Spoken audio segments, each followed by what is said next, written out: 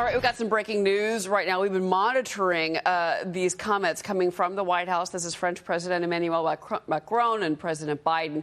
President Biden and Macron, during this conference, reportedly, remember, Macron has slammed the Biden administration's green agenda, okay? So, and he made those comments before this that you're seeing on your screen right here, before these meetings even started. So Macron had called it in an earlier interview, our energy policy is super aggressive, not in line with friendship. Well, President Biden just addressed that, saying that there are glitches in his clean energy law, says there's tweaks we can make to satisfy unhappy allies. I want to bring in Nick Loris, C3 Solutions Vice President of Public Policy. This has been an interesting back and forth today. Part of me was thinking that Macron was trying to just appease people at home, the French back home who are upset about Lord knows what in France right now. But at the same time, the fact that Biden would say that there's mistakes in his energy policy, that's a little bit of a surprise to me. Your thoughts?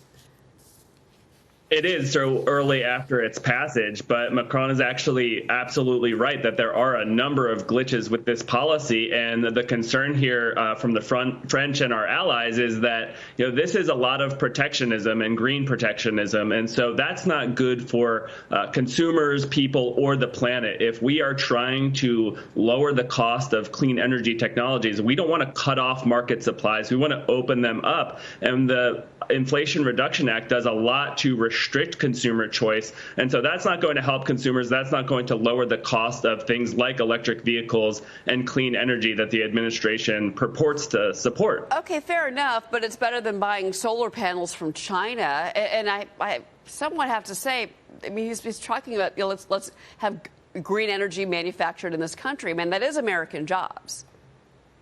Yeah, absolutely. And we can do a lot to promote mining, production, and bringing those jobs to the United States. We don't want to be buying solar panels from Uyghur slave labor either, but we want to also have good free trade with our allies. And so to fix that, to bring jobs back home, we need to fix a lot of those regulatory obstacles that have pushed a lot of that production overseas. We can produce clean energy here in the United States, whether that's renewables or nuclear or EV manufacturing, without heavy subsidies or protectionist policies. We just need to open up markets and work with our allies rather than create some sort of green trade war.